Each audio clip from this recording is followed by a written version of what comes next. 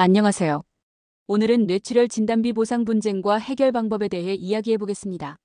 많은 분들이 보험을 통해 뇌출혈 진단비를 대비하지만 막상 보험금을 청구하면 거절되는 경우가 많습니다. 왜 이런 분쟁이 발생하는지, 그리고 어떻게 해결할 수 있는지 쉽게 설명해 드릴 테니 끝까지 시청해 주세요. 이번 영상에서는 뇌출혈 보험금 지급 분쟁과 관련하여 다음과 같은 내용을 다룹니다. 먼저 뇌출혈의 정의와 뇌내출혈, 지주막하출혈, 외상성 뇌출혈 등 출혈의 종류에 대해 설명드리겠습니다.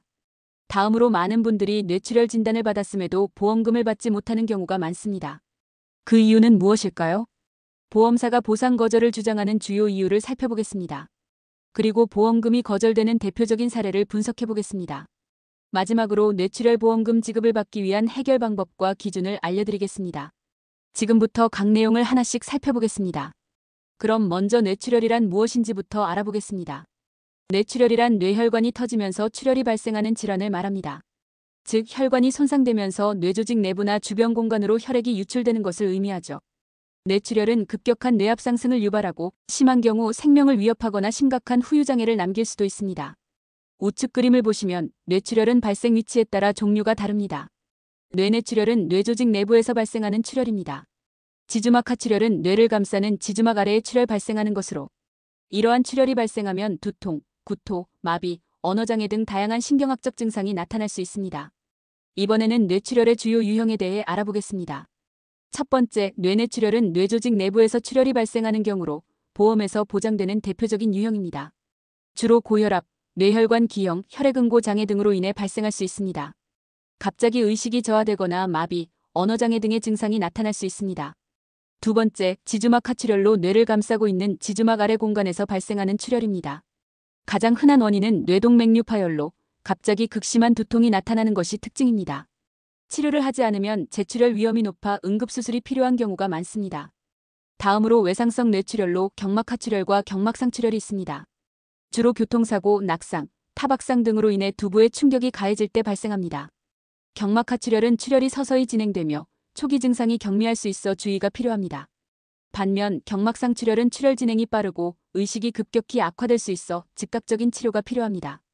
이처럼 뇌출혈은 발생 위치와 원인에 따라 다양한 유형으로 나뉩니다.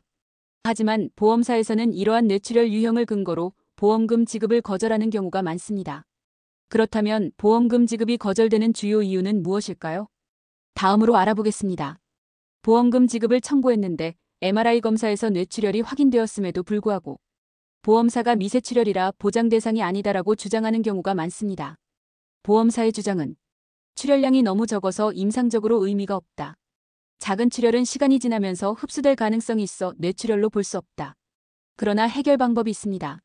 영상검사에서 출혈이 명확하게 확인되었고 두통, 마비, 언어장애 등 신경학적 증상이 나타났다면 뇌출혈 진단비 지급 대상임을 강하게 주장해야 합니다. 이처럼 보험사는 출혈의 크기와 의미를 문제 삼아 보상 지급을 거부하려 합니다. 그렇다면 또 다른 거절 사례는 무엇일까요? 다음으로 살펴보겠습니다. 이번에는 뇌출혈이 오래된 것으로 보인다며 보험 가입 전에 발생한 가능성을 주장하는 경우입니다. 보험사의 주장은 출혈이 최근에 발생한 것이 아니라 이미 오래전부터 있었던 출혈이다. 보험 가입 전부터 뇌출혈이 있었던 것이라면 보험금 지급 대상이 아니다. 이럴 때는 어떻게 대응해야 할까요? 과거 CT/MRI 기록을 확보하여 보험 가입 전 출혈이 없었다는 점을 입증해야 합니다. 보험 가입 이후 발생한 출혈임을 증명하면 보험금 지급을 받을 수 있습니다. 이처럼 보험사는 출혈이 오래되었을 가능성을 이유로 보험금 지급을 거부하려 합니다. 이번에는 외상이 경미하다는 이유로 보험사가 뇌출혈 원인을 인정하지 않는 경우입니다. 사고 당시 충격이 크지 않았기 때문에 뇌출혈이 발생했다고 보기 어렵다. 일반적으로 경미한 외상은 뇌출혈을 유발하지 않는다는 의견으로 보험사가 지급 거절을 합니다. 그렇다면 어떻게 대응해야 할까요? 사고 직후 병원 방문 기록을 확보하여 외상이 존재했다는 사실을 증명해야 합니다. 두부 외상의 정도를 보여줄 수 있는 부위 사진, 진단서 등을 제출하는 것도 중요합니다. 또한 신경학적 검사 결과에서 뇌출혈과 연관된 이상 소견이 나왔다면 강력한 반박 근거가 됩니다. 이처럼 보험사는 외상이 경미했다는 이유로 보험금 지급을 거절하려 합니다. 하지만 적절한 증거를 확보한다면 보험금을 받을 수 있습니다. 그렇다면 보험금 지급이 거절된 경우 어떻게 대응해야 할까요? 효과적인 해결 방법을 3가지로 정리해 보았습니다. 첫 번째, 영상 판독 소견 확보.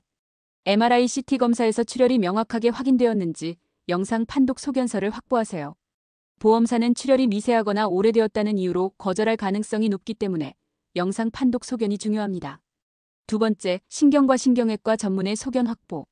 전문의가 뇌출혈 진단을 내렸다는 소견서를 제출하는 것이 중요합니다. 특히 신경학적 증상이 동반되었는지 명확히 기술된 진단서를 받는 것이 유리합니다. 출혈과 후유증의 인과관계를 설명하는 의료 소견도 큰 도움이 됩니다. 세 번째, 보험 약관 검토 및 법적 근거 활용. 보험 약관을 확인하고 뇌출혈이 보장 대상인지 확인해야 합니다. 약관이 불명확할 경우 작성자 불이익 원칙을 적용하여 가입자에게 유리한 해석을 주장할 수 있습니다. 또한 유사한 법원 판례를 찾아 이를 근거로 보험금 지급을 요구하는 것도 효과적인 방법입니다. 이처럼 영상 판독 소견, 전문의 소견, 보험 약관 및 법적 근거를 활용하면 보험금 지급을 받을 가능성이 높아집니다. 보험금 지급이 거절되었다고 포기하지 마시고 적극적으로 대응하는 것이 중요합니다. 보험금 지급이 거절되었다고 너무 걱정하지 마세요. 효과적인 해결 방법이 있습니다. 보험사는 다양한 이유로 보험금 지급을 거부할 수 있으므로 MRI, CT 검사에서 뇌출혈이 확인되었다면 판독 소견서를 확보하세요. 그리고 신경과 신경외과 전문의 소견서를 통해 진단의 타당성을 증명하세요. 마지막으로 이와 유사한 법원 판례를 찾아 보험사에 제출하면 설득력이 더욱 높아집니다. 또한 약관 명확하지 않다면 작성자 불이익 원칙이 적용됩니다. 즉, 가입자에게 불리한 해석보다는 가입자에게 유리한 방향으로 해석해야 한다는 법적 근거가 됩니다. 이처럼 보험금 지급이 거절되었다고 포기하지 말고 체계적으로 대응하셔야 합니다. 여기까지 뇌출혈 보험금 분쟁과 해결 방법에 대해 알아봤습니다. 보험금 지급이 거절되었다고 너무 걱정하지 마시고 적절한 대응 전략을 활용해 적극적으로 해결해보세요.